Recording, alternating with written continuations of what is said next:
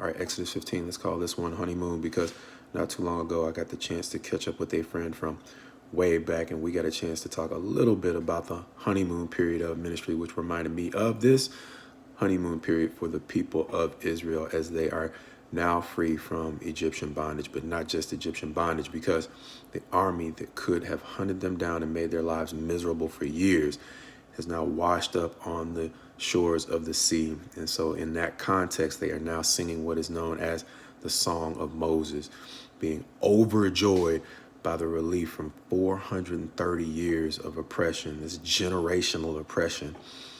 Their joy is probably hard to describe. And so we see these things through our lens. And my lens reminded me of times when I've seen in the favelas of Brazil, not every sermon there, but a sermon that is particularly encouraging, the way it brings out a joy that I've seen in few places. It reminded me likewise of one particular incident in Malawi where people sitting under a tree got a word of encouragement that provoked a joy that I just had never seen before.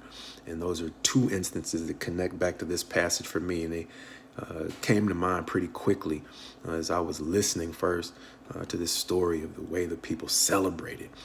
The downside of oppression is that it hurts, it lingers, it's depressing, but the upside is it produces a joy that's hard to describe. And that's what this song reminded me of.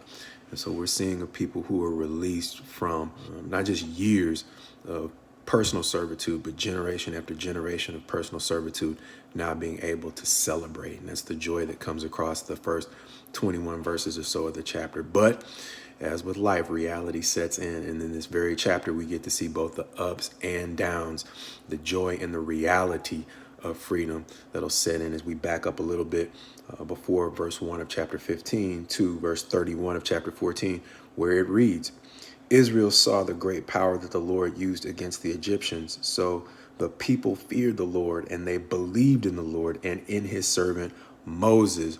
That introduces us to the Song of Moses. But at the end, it's going to read as thus in verse 22 of chapter 15. Then Moses made Israel set out from the Red Sea, and they went into the wilderness of Shur. They went 3 days in the wilderness and found no water. When they came to Marah, they could not drink the water of Marah because it was bitter.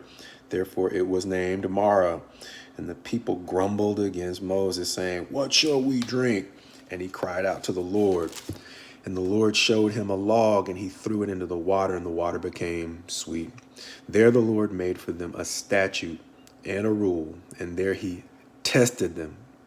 And it goes on to talk about how he promises that they will diligently follow him. But understand what's going on.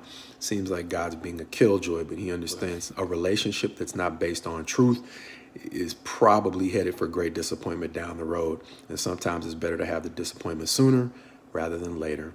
And so he is establishing a baseline of truth for this relationship with Israel. So even as they are singing his praises, he is planning to find out where their hearts are really at so they can get on the same page in truth.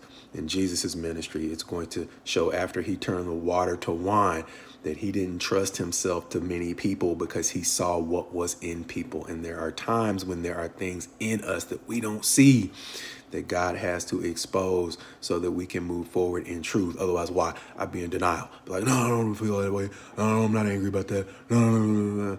And so the euphoria of a common joy can have us moving forward based upon that joy, not based on the truth of where we're really at. And so even though there are times when I'd rather steer a conversation or a situation further into the joy and the happiness, God will sometimes expose where we're really at in truth, and that is a blessing. Not necessarily if we have no intentions of moving forward in truth, but to the degree that we are okay, at least attempting to move forward in truth, those are actual blessings, even though it seems like the joy prematurely ends. And so ultimately, what we were looking at in this particular chapter is God shaking the joy so that we can then begin to build relationships that are based on truth, no matter how sweet the honeymoon might seem. God's best to you as you go forward in him, though.